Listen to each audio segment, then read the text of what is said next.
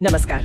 आज हम एक ऐसे मामले पर थोड़ी गहराई से नजर डालने वाले हैं जिसने कुछ समय पहले पूरे देश को सच में झकझोर दिया था। हमारे पास कुछ दस्तावेज और रिपोर्ट्स हैं।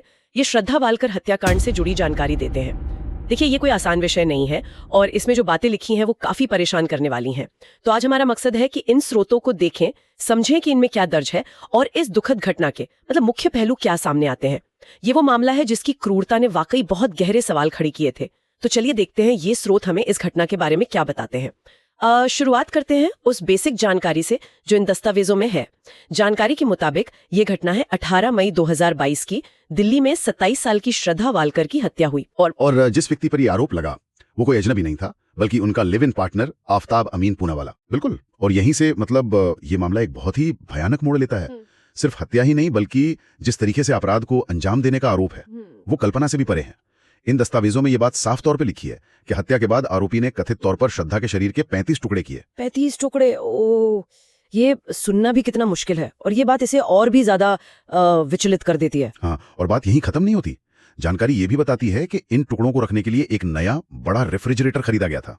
सोचिए, उसी घर में जहां वो साथ रहते थे। उसी घर में? हाँ, और फिर ये सिलसिला करीब 18 दिनों तक चला।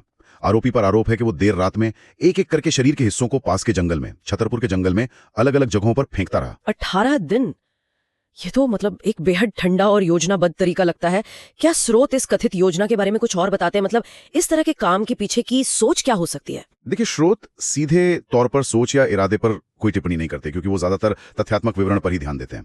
लेकिन जो तरीका बताया गया है, शरीर काटना, उसे फ्रिज में रखना, फिर धीरे धीरे ठिकाने लगाना, ये अपने आप में एक तरह की निर्ममता और शायद सबूत मिटाने की एक बहुत सोची समझी कोशिश की तरफ इशारा करता है।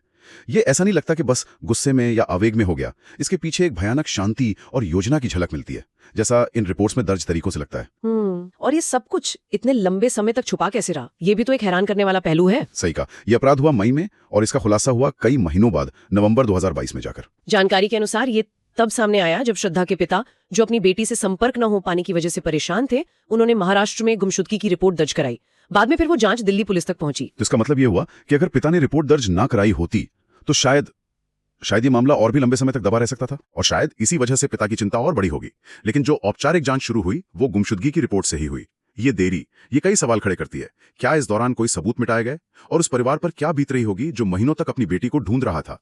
ये देरी इस मामले का एक और बहुत दुखद पहलू है। हाँ, ये वाकई में सोचने वाली बात है। दिल्ली जैसे शहर के बीचों बीच एक घर में इतना बड़ा अपराध होता है और महीनों तक किसी को भनक तक नहीं लगती है।